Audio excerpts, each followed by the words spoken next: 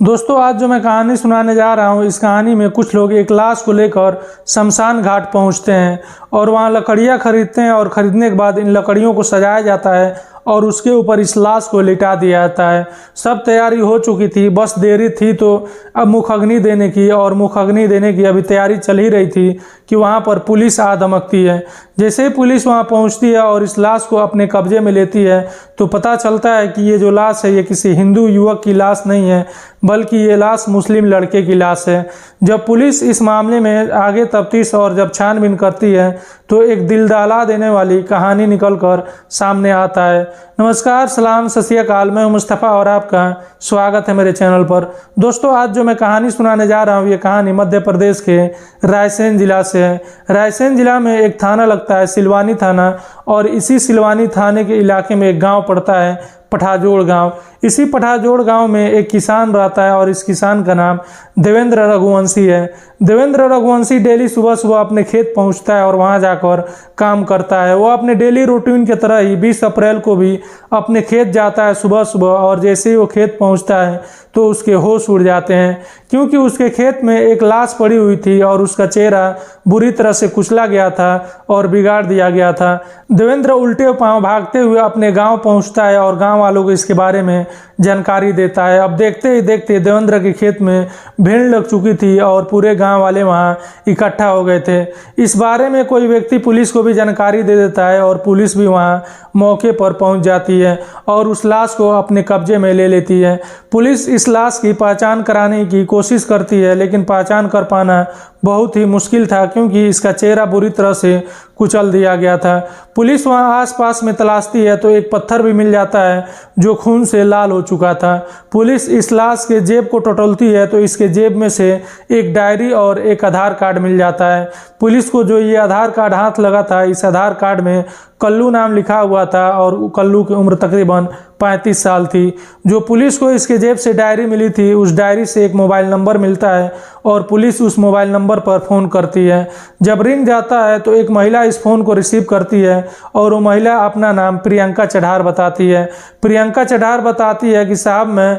विदिशा के बागरोद गांव से बोल रही हूं। पुलिस उस महिला से पूछती है कि क्या आप किसी कल्लू नाम के व्यक्ति को जानती हैं, तो प्रियंका बताती है कि साहब वो तो मेरे पति हैं। पुलिस उनसे पूछती है कि आपके पति कहाँ गए हुए हैं, तो ये महिला बताती है कि साहब वो 3 रोज पहले ही घर से निकले थे, ये कहकर कि वो नर्मदा की तरफ जा रहे हैं और अभी तक वो वापस नहीं लौटे हैं। पुलिस कहती है कि हम लोगों को एक लाश मिला है और ये लाश हम लोग सिलवानी के सरकारी हॉस्पिटल में लेकर जा रहे हैं, तो आप लोग वहां जल्दी से पहुंचिए इस लाश की पहचान करने के लिए। जब प्रियंका ये बात सुनती है तो रोने लगती है और दहाड़े मार मार कर चिल्लाने लगती है। फिर प्रियंका अपने सास को और अपने देवर को लेकर सिलवानी के सरकारी हॉस्पिटल पहुंचती है और वहां पर इस लाश को दिखाया जाता है। जब ये लोग लाश देखते हैं तो देखते ही पहचान लेते हैं उस लाश पर जो कपड़े थे उससे, और जो उसका कद काठी था उससे, और वो लोग कह देते हैं कि ये कल्लू ही है। पुलिस इस लाश की पोस्टमार्टम कराती है और पोस्टमार्टम कराने के बाद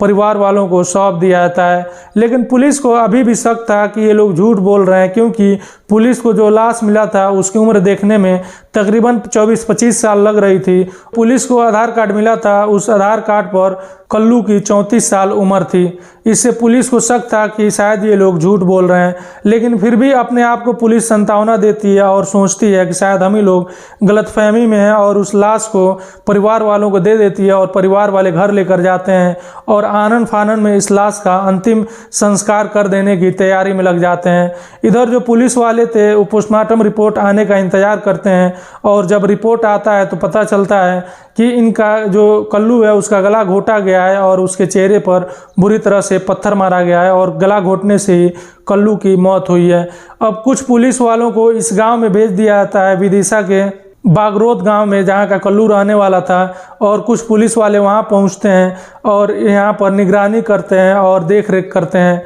और कुछ पुलिस वाले जो गांव वाले लोग थे उनसे बातें भी करते हैं। दबी दबी जबानों में गांव के लोग बताते हैं कि साहब हो न हो ये कल्लू की लाश नहीं है, क्योंकि ये कल्लू का जो रंग था वो अलग था और ये जो लाश है इस लाश की जो कलर है वो अलग है। और कुछ लोग ये भी बताते हैं कि साहब जो कल्लू था उसके बाएं पैर में जो दोनों छोटी छोटी अंगुलियां हैं वो दोनों चिपकी हुई थी और इसके दोनों अंगुलियां खुली हुई हैं। जब ये बात पुलिस सुनते हैं तो फ़ौरन इसके बारे में अपने सीनियर अफसर को बताते हैं और सीनियर अफसर फ़ौरन उस जगह पर पहुंचते हैं और उस गांव में पहुंचते हैं। पुलिस वहां पहुंचते तब तक ये लोग उस लाश को लेकर शमशान घाट की तरफ पहुंच चुके थे और ये लोग अब तैयारी कर रहे थे उस चिता में आग लगाने की। इस लाश को लकड़ियों पर लिटाया जा चुका था और अब बस देरी थी तो मुख अग्नि देने की। अभी तैयारी चल ही रही थी कि पुलिस वहां आ धमकती है और उस लाश को अपने कब्जे में ले लेती है। जब पुलिस उस लाश को अपने कब्जे में लेती है तो पता चलता है कि ये जो लाश मिला है ये लाश किसी हिंदू युवक की लाश नहीं है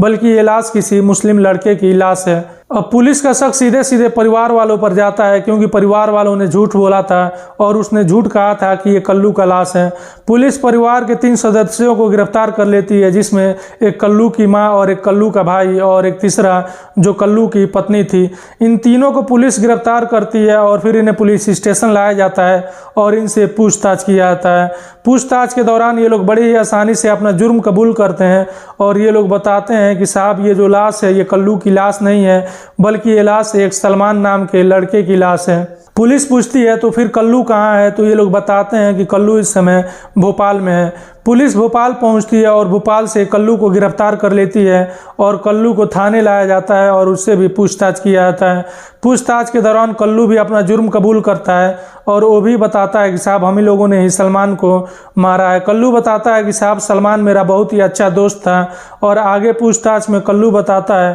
कि साहब मैंने तकरीबन 30 से 35 लाख रुपए कर्ज ले लिया था और जो कर्जदार थे वो मेरे पीछे पड़े हुए थे और कर्ज का तगादा कर रहे थे लेकिन मेरे पास पैसे नहीं हो पा रहे थे कि मैं पैसे उनको वापस कर सकूं। कल्लू पूछताछ में आगे बताता है कि साहब मेरे नाम पर 25 लाख रुपए का बीमा भी था और मैं सोच रहा था कि अगर मैं मर जाऊं तो जो मेरा 25 लाख रुपए है बीमा वो मुझे मिल भी जाएगा और जो कर्जदार हैं जो मेरे पीछे पड़े हुए हैं वो भी मुझसे पैसे मांगना छोड़ देंगे। फिर आगे कल्लू बताता है कि मैं मरना नहीं चाहता था, मैं सोच रहा था कि मेरे किसी कद काठी का कोई लाश मिल जाए और उस लाश को मैं अपनी पहचान दे दूँ और लोग ये समझ बैठें कि मेरी मौत हुई है। फिर मेरे दिमाग में एक आइडिया आया और उसी आइडिया के तहत मैं अपने पूरे परिवार को लेकर भोपाल पहुंच गया। कल्लू बताता है कि भोपाल में भी मेरा एक घर है और उस घर में मैं लेकर गया अपने परिवार को और अपने परिवार से मैं ये कह दिया कि मैं जब यहाँ से चला जाऊँ तो जो आस पड़ोस के लोग हैं उनसे तुम कह देना कि कल्लू का एक्सीडेंट हो गया है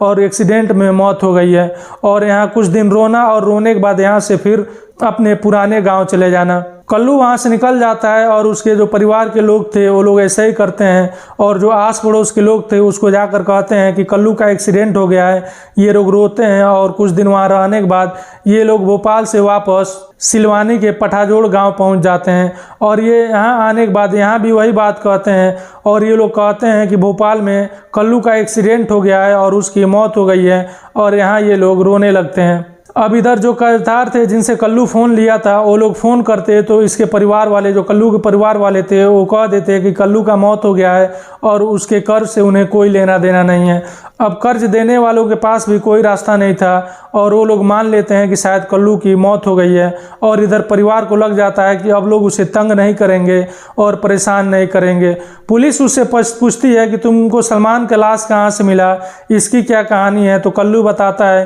कि साहब सलमान मेरा बहुत ही अच्छा दोस्त है। जब मैं भोपाल में था तो उसको मैं अपने पास बुलाया और सलमान को नौकरी की ज़रूरत थी और मैं उसको नौकरी देने की लालच में अपने साथ लिया और साथ लेने के बाद उसको मैं सिलवानी की तरफ चला गया और वहाँ पठाजोड़ गांव में ले जाने के बाद रात हो चुकी थी तो हमने उससे कहा कि थोड़ा सा आराम कर लेते हैं और फिर आगे बढ़ते हैं। फिर सड़क के किनारे वहीं चौराहे पर हम लोग बैठ गए, वहाँ बैठे हुए थे तभी हमने उससे सलमान से कहा कि यहाँ हम लोग बैठेंगे तो ये ठीक नहीं रहेगा, थोड़ा सा अंदर खेत में चलकर हम लोग बैठते हैं। फिर हम लोग खेत के अंदर चले जाते हैं और वहाँ बैठे हुए थे तभी सलमान को नींद आ जाती है और फिर मैं सलमान का गला अपनी दस्ती से घोंट देता हूँ और उसकी मौत हो जाती है और उसकी मौत के बाद वहीं पत्थर पड़ा हुआ था और उस पत्थर से मैं उसका चेहरा कुचलता हूं और कुचलने के बाद मैं उसका कपड़ा बदलता हूं और अपना कपड़ा उसको पहनाता हूं और उसका कपड़ा मैं पहन लेता हूं और अपना आधार कार्ड और मेरी जो डायरी थी उसके जेब में डाल देता हूं और वहां से मैं भोपाल पहुंच जाता हूं।